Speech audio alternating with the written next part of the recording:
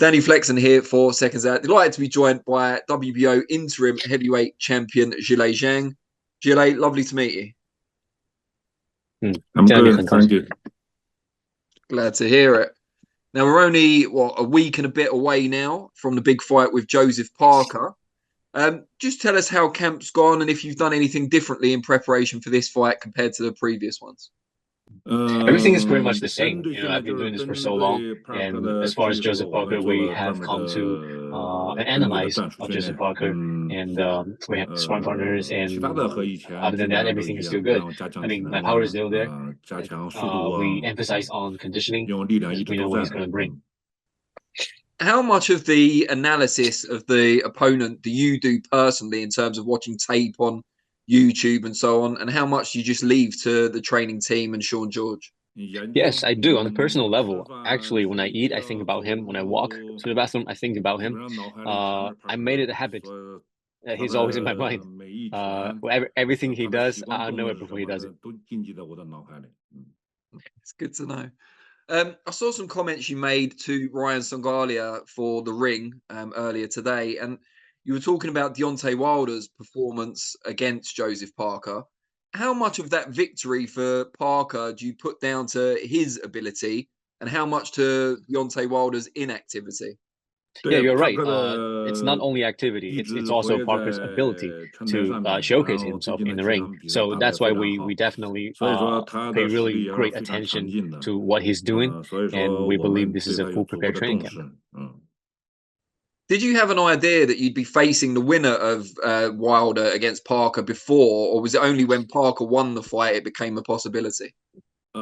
Actually, it was after the fight. I had no idea who I was going to fight. After the fight, my team reached out to his team, one promotional team. Actually, I got a negative answer, but it turned out to be, Parker himself is probably on vacation and he didn't know what happened. So there might be a miscommunication. He got on board. He said yes, and I said yes. It was nice and easy. How beneficial has it been picking up that WBO interim title? Because I imagine before that you may have been avoided by a lot of fighters, and now they've got something to gain by fighting you. Yeah, I believe the WBO belt gives everybody an opportunity to possibly face Alexander Usyk next, because gaining that belt, putting whoever in that mandatory position for the WBO World Champion.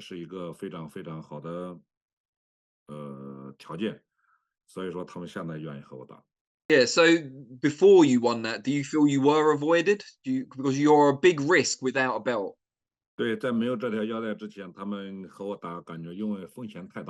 I was absolutely high risk before the belt.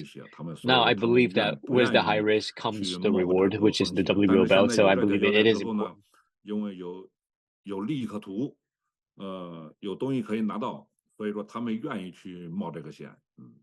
You said previously, I think not just in the Ring article, but other times, Tyson Fury never really talks about a fight with you. Perhaps he's not keen on it. Does that mean you're hoping that Usyk comes out on top in May because he's more likely to fight you? When you talk about boxers' reputation, I believe that's the first thing that came to my mind, that Tyson Fury has so many variables. And you don't really know when he's going to say something or announce retirement. You just don't know. And with this WBO mandatory position, of course, I'm the mandatory challenger, and which puts me right in the position to challenge Alexander Usyk when my time comes. So, but does that mean you hope that Usyk will beat Fury because there's more chance of an Usyk fight than a Fury fight, perhaps?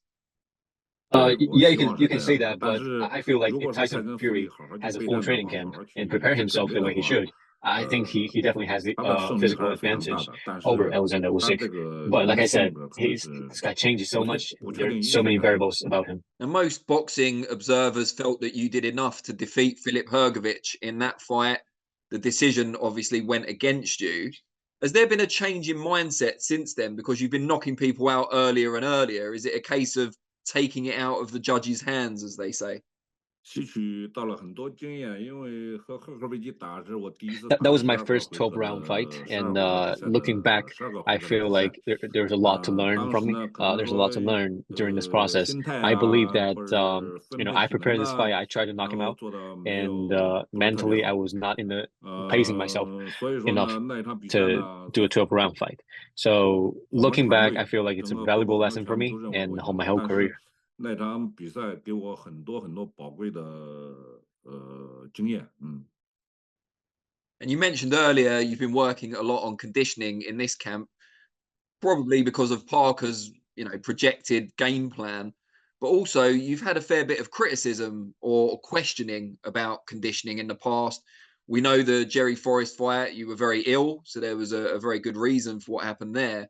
But then, as you mentioned there, the Hrgovic fight, perhaps you didn't pace yourself as well. Is that something you've begun to change? Are people going to be surprised by your conditioning in this fight?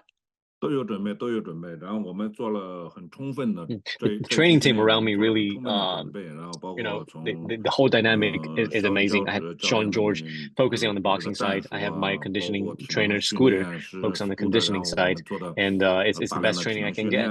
I know that Parker has been studying me, they've been analyzing me, just like me analyzing him. So they definitely are coming up with a strategy. So am I.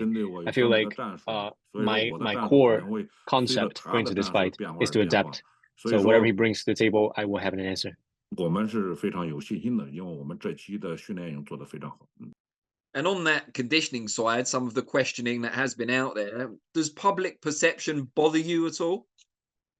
没有什么影响，因为not at all. Everybody is free to express their own opinion, and I respect that. All I have to do is to prove myself in the ring. 不同的观点，我只需要做的是在拳台上证明我自己啊。The Tyson Fury Alexander Usyk fight that we've mentioned has already been delayed once. There's a rematch clause in the contract. We know that. So if you get your mandatory WBO world title shot, it's probably not going to be until next year. How do you stay active without, do you want to take risky fights in the interim? Do you want to stay active in the interim? It's a bit of a challenge. 我们现在最主要的目的还是把眼前 Honestly, I never thought about that because for me, my priority and my task right now is Joe Parker. Without beating Joe Parker, none of this are possible. It's nothing. So my focus, my only priority is Joseph Parker, March 8th. 整个团队，包括经纪团队，包括教练团队，包括推广团队，我们会再进一步的计划下一步怎么去做。With that being said, though, and with the greatest of respect, who else, if anyone, is on the Zhilei Zhang hit list? We will see. There is a list, and I'll let everybody know after I come out victory. Okay. Let me ask you about the main event then on March the 8th. You'll obviously, if you get back in time from your fight and everything, no cuts or anything, you'll be able to watch it live. Anthony Joshua, Francis Ngannou. What do you make of that fight? An MMA guy coming over, proved himself to an extent against Tyson Fury, going up against an Anthony Joshua who's been in a rebuilding phase of his career. They both have their characters that it's going to make a very interesting fight. I think when you're talking about boxing, Joshua is definitely on the experience side, he's on the skill side, and he's on every leverage he can get when it comes to boxing. But Ngannou has a chin, and he has punching power that can destroy everybody. So I would say Joshua really needs to pay attention to his defense going to that fight. We'll see what happens. Who hits harder, Ngannou or yourself? Me, for sure. I think this question goes out to all of my previous opponents, and they can answer better how hard I punch. Yeah, well, they need to fight Ngannou as well, of course. Maybe they don't want to fight either of them again. Let me ask you then, what appeals to you more? Fighting someone like Joshua, who's a superstar, you could maybe fight in the UK in a stadium as well, which would be pretty cool. Or someone like Ngannou, because of his UFC background, it's a different type of challenge. Everybody knows me, knows that I don't pick and choose. If the opportunity presents itself, I'll just take it. But I'm slightly leaning forward to Joshua because me and him we have a history. It's been a decade. Love and hate. It's been in the Olympics, and we carried it along professional boxing. So we'll see. We'll see. We've seen those sort of feuds from the amateur days extend much longer afterwards. We saw Clarissa Shields finally get vengeance against Savannah Marshall, maybe 10 years or more after the defeat in the amateurs. Is it similar for you? Is it something, the Joshua fight, that you think about a lot from the amateurs? Yeah, for me, overthinking is a bad thing because I know me and Joshua has a history and we want to straighten it out. But at the same time, I believe everything happens for a reason. And now we have Joseph Parker in front of us. We'll get past that and we'll see what happens with Joshua. I mean, with that in mind, Joshua was taken to a points decision by Joseph Parker a number of years ago. Would it be an added bonus for you if you were able to knock him out, the comparison with Joshua? Yeah, I can't really compare to myself and Joshua because we fought the same guy and we're going to fight the same guy. It only happens when me and him slug it out in the ring and we'll find out who's better. And do you think, obviously on that day that we've talked about, Joshua got the decision in the amateurs, do you think you're a better pro boxer than Joshua? Do you think your style's better as a pro? I believe there are so many styles when it comes to professional and amateur boxing. I believe Joshua is on his way back, and he's got so many belts. He kind of dominated the division as well. For me, every year it's a footstep going forward. I progress myself each year, each fight. And the style is developing step by step. So I believe me and him both have a good professional style, but we'll see who's is better. Do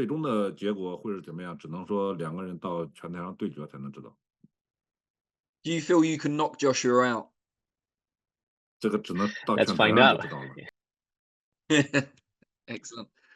And just as we round up a little bit here, different fighters have different motivations. For some, it's their family. For some, it's patriotism. Some just like fighting. What's it for you? What are your kind of various motivations? Why do you fight? There's 1.4 billion people watching me right now, so that gives me a lot of motivation. At the same time, I know my dream. I know what I want to do at a younger age. So this is me on the path to my dream while carrying 1.4 billion people's wish and hope on my shoulder. Yeah, I'm not alone. You know, on this path, I'm fighting myself, but at the same time, I'm carrying everybody's hope, and they want to see a first Chinese heavyweight champion. Does it go both ways? Because you're carrying their hopes, but are they infusing you with extra motivation, extra energy at the same time? Yeah, I believe their motivation and their hope kind of pushed me to this position. I feel like I'm on the right path.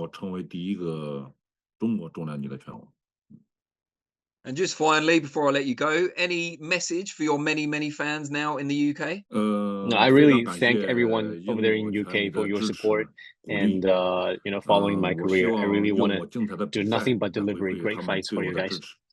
Well, come over here and do it here, and we'll be happy. Name your wish too. Name your wish. Name your opponent. Name the style that I want to finish him. You want me to finish my opponent? Name it. I will deliver. Well, yeah. I mean, I'd like to see you come over here and fight either Joshua or Fury in a stadium. I think that'd be pretty amazing. I'm looking forward to that day. Really appreciate your time, and thanks to you, Kurt, also. And we'll see you guys soon, hopefully. Yeah. Thank you very much. Thank you. Thank you very much.